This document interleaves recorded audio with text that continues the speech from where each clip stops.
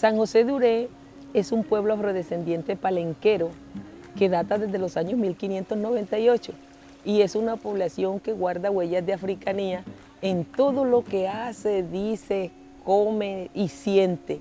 San José de Uré es una población que está ubicada al sureste del departamento de Córdoba, en las estribaciones de la serranía de Ayapel, y guarda huellas de africanía en su espiritualidad.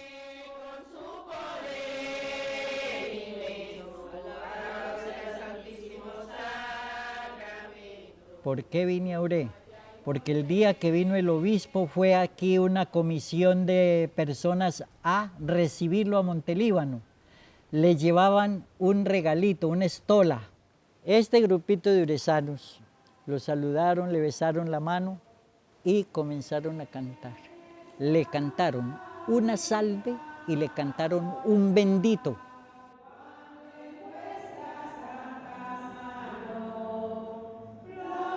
Esos cantos me llegaron al fondo de mis entrañas, me revolcaron por allá. En fin, esos tonos menores, esa sensibilidad, se la monté al obispo. Monseñor, yo quiero ir a trabajar con esas personas allá. Pero ¿cómo me va a dejar botado? Usted vino para acompañarme. Monseñor, yo no sé, pero yo quiero ir allá. Entonces un día me dijo, bueno, Padre Selim, ya que tiene tantas ganas de irte para breve. Ay, veré, veré, ay, vení para acá, veré, ¿y para dónde va? Veré, vamos a enterrar, veré, el que ya se va, veré, ay, veré, veré, ay, veré. Esos eran los cantos que le cantaban a los niños cuando morían, a los angelitos.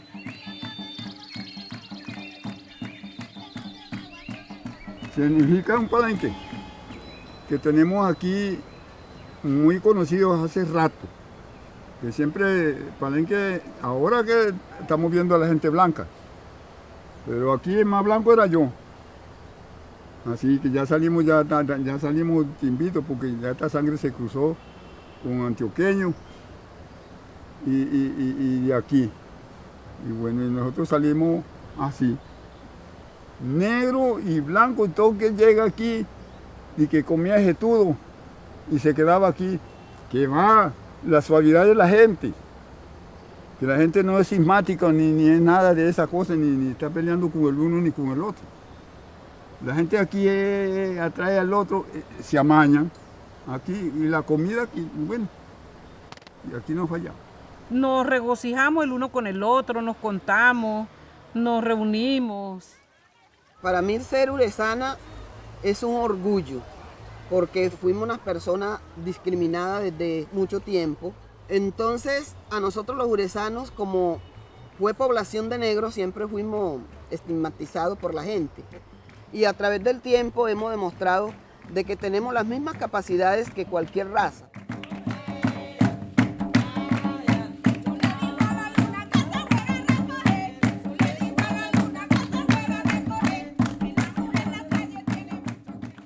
Me gusta porque eso lo llevo en la sangre, eso es nativo. Y entonces uno lo que es nativo no lo afloja uno así como tan fácil, así, yo no voy a hacer esto, no. Eso es nativo, eso corre.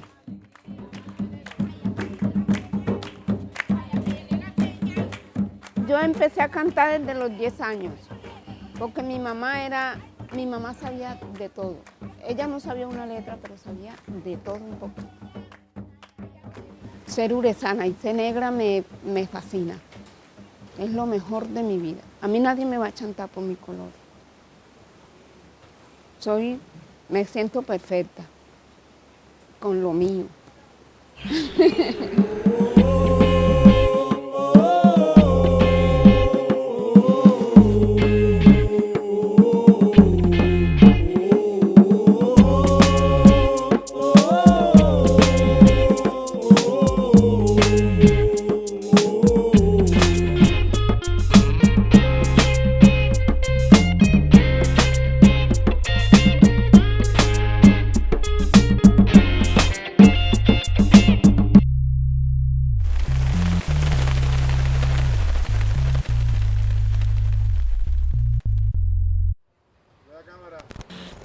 sonido.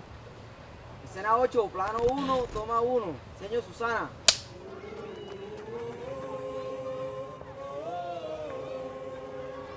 La educación acá en San José de Uré ha sido una constante lucha a través de los tiempos. Antes de llegar acá las hermanas Lauritas, que llegaron en el año 1919, habían personas acá que sabían leer por inteligencia, por iniciativa propia. Y ellos se dedicaban a alfabetizar a niños y niñas y a otras personas adultas voluntarias. Entre ellos, Teófilo Santos, Benito Santos. Este lugar es muy significativo para la población de San José de Uré. Este lugar fue donde llegó nuestra fundadora, Santa Laura Montoya, que hoy es santa. En este caso aquí vinieron, o sea, las dos mujeres, aparte de Madre Laura, también llegó Isabelita Tejada, que ella enseñaba también con su guitarra, con su música. Ella enseñaba, ella atraía a los niños a través de la música, y por eso ella también recibió como ese nombre de la cariñosita. Y esa era la manera como ella también educar, ¿cierto? A través de su música, y enseñaba a los niños a escribir, a leer, o sea, lo que se llama lo de la alfabetización. Se van enamorando de la capacidad intelectual de la gente, de la humildad y sobre todo los valores que ya hoy por hoy pues se han perdido. Entonces toman la ardua tarea de alfabetizar a adultos voluntarios, niñas y ya abren unas escuelitas empíricas, por decirlo así. Entonces ya las personas se fueron contagiando de la educación y del interés por aprender a leer y a escribir. Mi papá y mi mamá fueron educados de la Madre Laura. O sea que tuvieron ahí también así, revuelto indio y negros y blanquitos, porque acá no había mucho blanco, ¿no? Demoraron aquí varios años, luego cuando ellas se van, entonces toma la batuta la niña Juana. En esa época tuvo la oportunidad de capacitarse por allá con ellas y tenía la ventaja de ser muy inteligente, además de tener una voz excelente.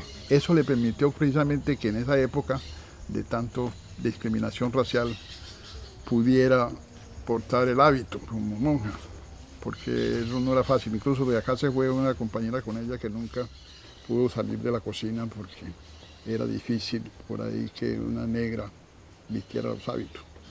Ella tenía esa virtud. ¿Por qué de la niña Juana? Resulta que al venirse, ella tenía por ahí unos 30 y tantos años, y vino esa mujer con la cabeza rapada, porque cuando eso se rapaba en la cabeza, y se anunció que viene la que era monja, que viene la que estuvo por allá, y hicieron una especie de desfile para recibirla. Había un señor de acá de nombre Hilario. Ese señor que era mestizo, blanco. Entonces en el camino, ya cerca de acá, encontré y le digo, bueno, ¿a usted cómo se le puede llamar? Pues no le podemos decir señora, porque usted no es señor porque no se ha casado. Entonces, y señorita también a esta edad, también sería como raro, porque señorita entonces es la persona que tenía edad ahí de 18 o 20 años. Entonces se da a decirle niña. Y desde entonces quedaron diciéndole la niña Juana. Así sucedió lo del mote de niña. Y se dedicó todo el tiempo a servir a la comunidad, especialmente enseñando y lo que tiene que ver con la espiritualidad en la iglesia. Cuando la niña Juana se va al convento, porque también fue monja, entonces las personas que ya habían aprendido a leer, entre ellas doña Gregoria Tres Palacios, Juana Vargas, Francisca Vargas, entonces se dedicaron a enseñar a leer y a escribir a todas las personas interesadas, niños y niñas. Posteriormente regresan otra vez las hermanas Lauritas, ya para ubicarse definitivamente, y toman la tarea ya en serio. Y es cuando cantidades de personas pasamos por las manos de ellas. Mis padres estudiaron con las hermanas Lauritas, también con la niña Juana, y yo también me eduqué con ellas. Naturalmente, con lo que aprendió con las hermanas, se dedicó mucho a los indígenas en Veras, que en la casa yo recuerdo que siempre llegaban indígenas, siempre vivían ahí. Es más, le hizo hacer un tambo, hizo que le hicieran un tambo donde ellos llegaban y dormían y permanecían ahí.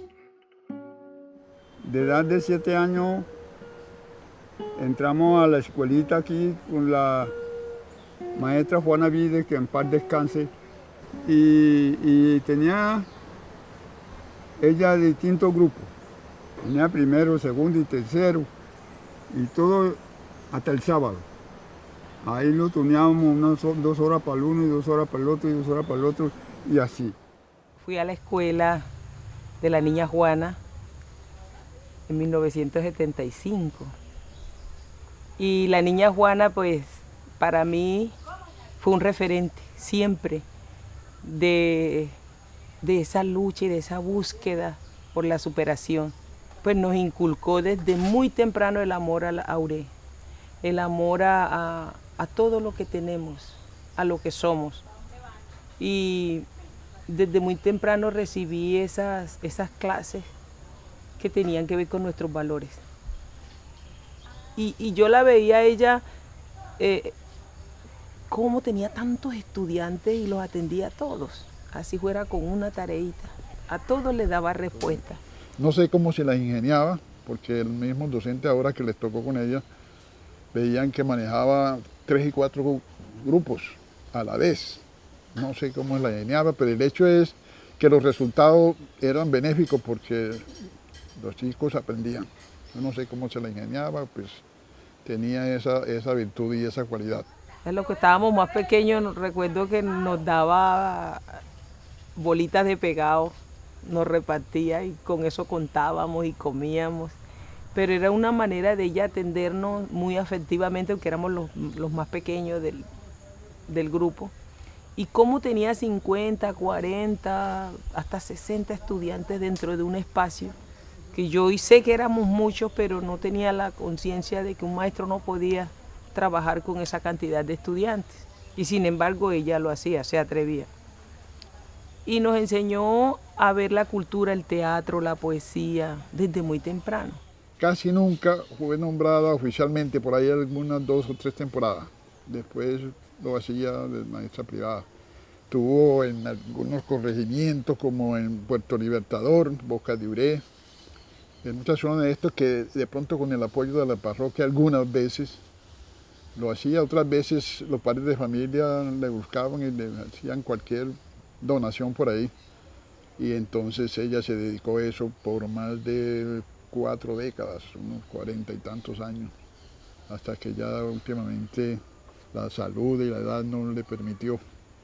Dedicadísima, como le digo, al servicio de la gente.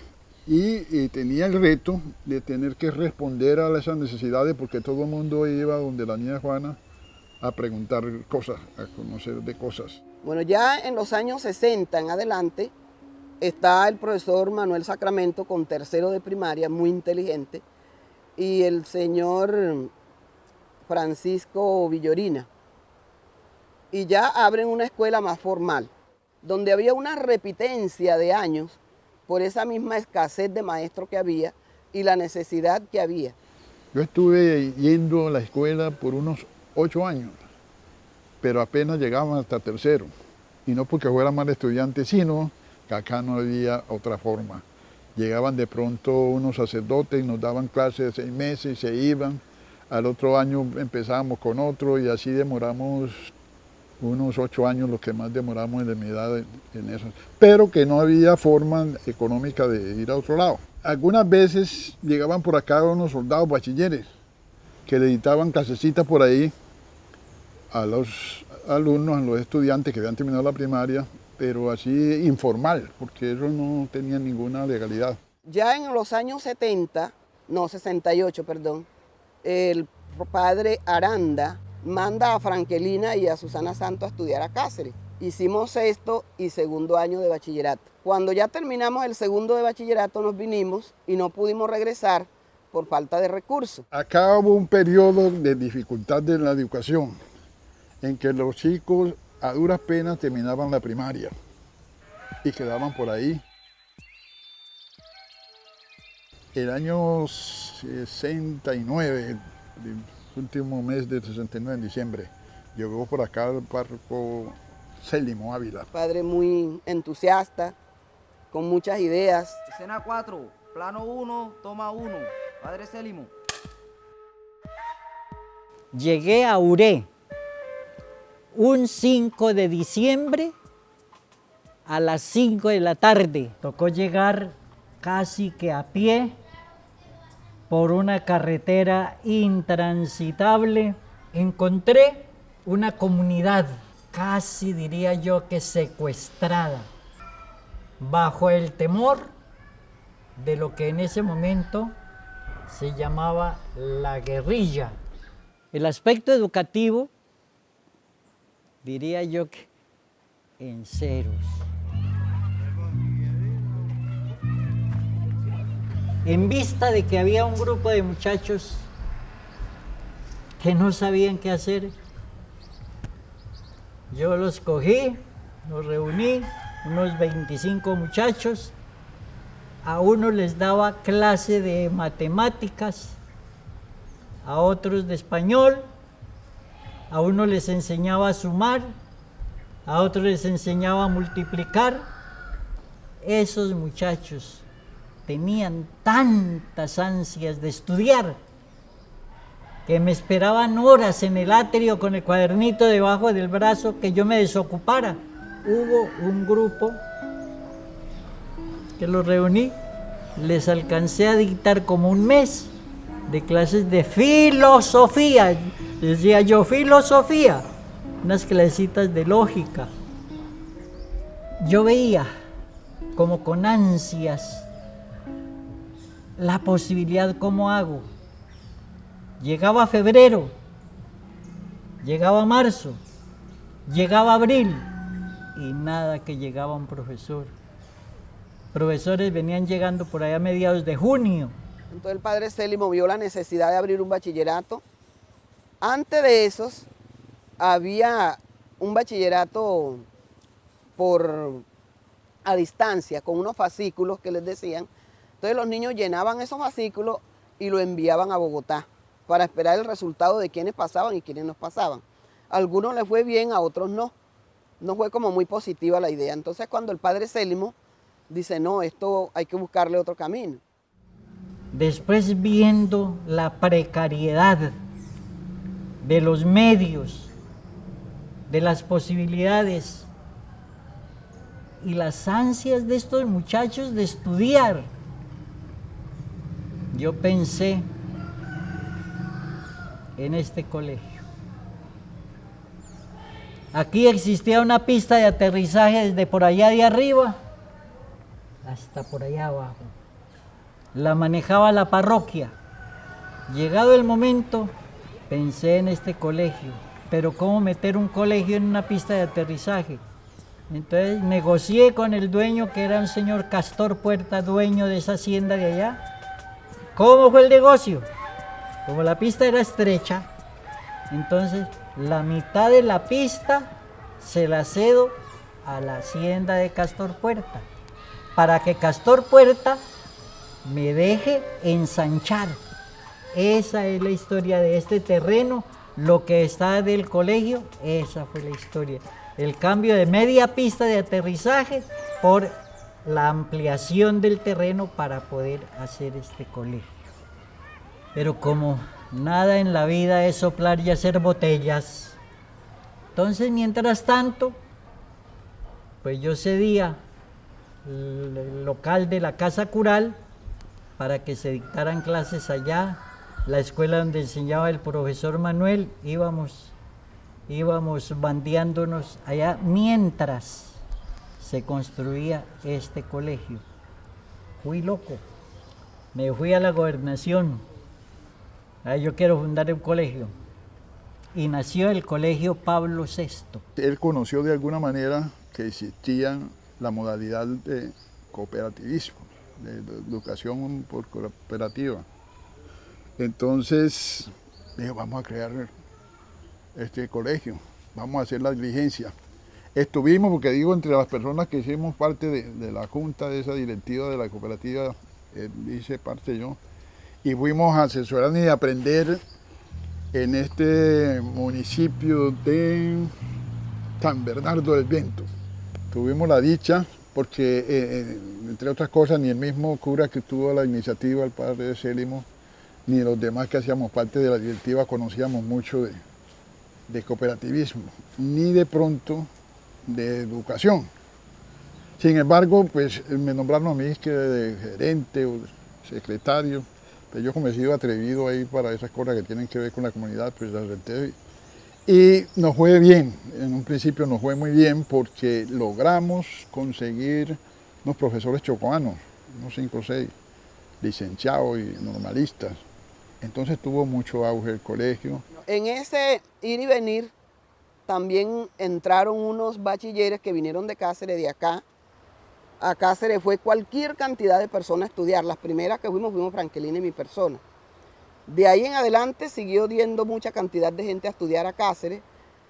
Francisco Vides, Ranulfo Baño, Luis Martínez. Sí. Fueron la primera promoción de bachilleres de acá, lo hicieron allá en Cáceres. Nosotros los que formábamos cuando eso era la Junta de Acción Comunal, hicimos hasta una fiesta por saber que teníamos la primera promoción de bachilleres suresanos. Tuvimos mucha suerte porque los colegios cooperativos, el gobierno le apoya con un 50%. Y teníamos 8 maestros, de los cuales 6 eran oficiales y solo nosotros pagábamos 2. Pero bueno, así se sostuvo y así se dio. Tuvimos dificultad porque la gente no estaba acostumbrada a pagar por el estudio. Teníamos que pagar matrícula, no era como ahora. En ese tiempo mi mamá tenía 4 niños en el colegio y era durísimo. Si íbamos desayunados, no encontrábamos el almuerzo. Si íbamos sin desayunar, ni encontrábamos almuerzo ni desayuno. Y así, con esa calma y esa paciencia, estudié hasta tercero. Pero fue muy duro, el estudio de nosotros fue muy duro. En ese tiempo, durísimo, durísimo. Era muy difícil. Sin embargo, ahí lo sostuvimos un tiempo hasta que el párroco se tuvo que ir de por acá. Sin embargo, con el señor Leovigildo Vivanco, difunto, y mi persona, lo sostuvimos 3 años más. Hicimos diligencia para conseguir la licencia. Nos dio muy duro porque precisamente como nosotros no conocíamos mucho de educación, siempre que llevábamos los documentos y papeles allá les quedaban faltando cosas. Eso precisamente dio motivo a que se fracasara un poco el colegio porque los estudiantes para seguir, por ejemplo, a otro colegio, para continuar, no llevaban la certificación que ya no les servía porque el colegio era prácticamente pirata, pues no tenía licencia. Por desgracia, cuando nos llegó la licencia fue el último año y le llegó en el mes de noviembre, cuando ya los chicos se habían retirado. Lo de las veredas, yo veía la necesidad de salir, pero tenía prohibido salir de aquí de Rabo Largo para allá, para allá, para allá. ¿No? Lo único que me dejaban caminar tranquilo era de aquí para allá. De la primera vereda que yo visité fue Pueblo Guapo. Allá fui y donde yo iba, bueno, una escuela y una cancha de fútbol. Hay estos detalles. En ningún caso me faltó ni terreno para la escuela, ni terreno para... Padrecito, escoja el terreno que necesite, coja lo que necesite para la escuela y para la cancha. Limpiábamos un terreno para jugar una partida de fútbol y se hacían las canchas en las escuelas. Fue la primera escuela y cancha. Con los campesinos llegó un momento en que yo dije, bueno, ya estuve en Pueblo Guapo, allá están haciendo la escuela. Estaba San León. Yo veía que era la vereda más cercana, que después de Pueblo Guapo la más cercana, pero no podía ir porque tenía que pedir permiso en la base militar. Y yo dije, con soldados a predicar. Algún día cogí un caballito que me habían regalado, sin decirle a nadie, monté en el caballo y me fui para San León. Y allá estuve. Que gente mala, hablaban de la gente mala. Sí, ¿que gente mala dónde? Yo no he visto gente mala en ninguna parte. Llego allá a esas atenciones de los caldenses. No. Y ahí mismo, pues, la propuesta mía era escuela y cancha de fútbol. A pico y pala hicimos la cancha de San León. Siguiendo con las veredas, La Cristalina, Raizal, La Cabaña, Versalles, arriba, brazo izquierdo, La Ilusión, Quebradona, Viera abajo, Viera arriba. En todas esas escuelas fui y en todas quedó una cancha y una escuela.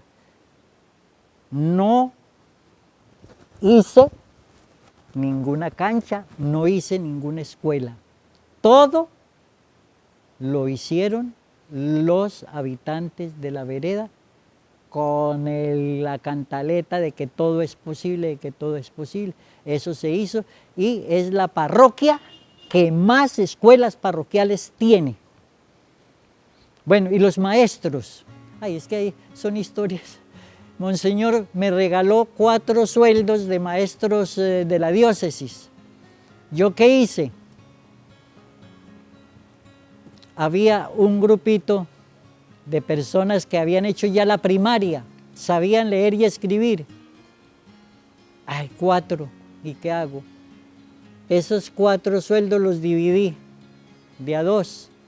Bueno, usted se va a ganar la mitad de este sueldo para que le enseñe a leer a los niños de esa vereda. Cuando el padre Célimo me invita a que dé clase, pues yo me alegro, ¿cierto? Para mí fue una sorpresa, pero a la vez yo tomé el reto.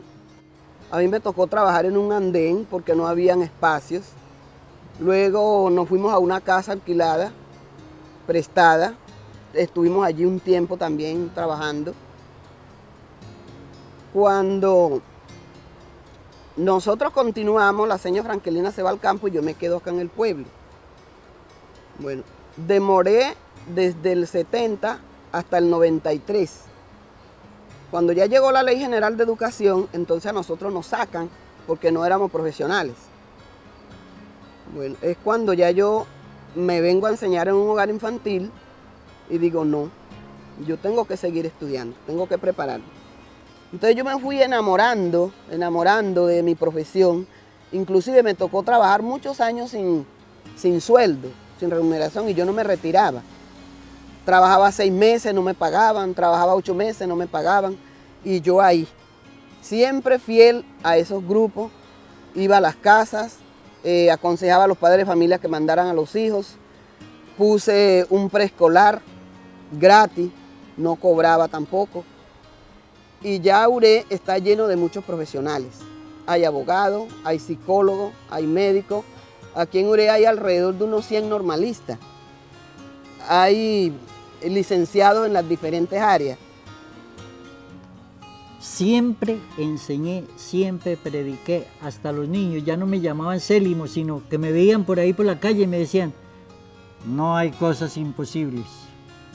Todo, absolutamente todo lo que nos propongamos en la vida,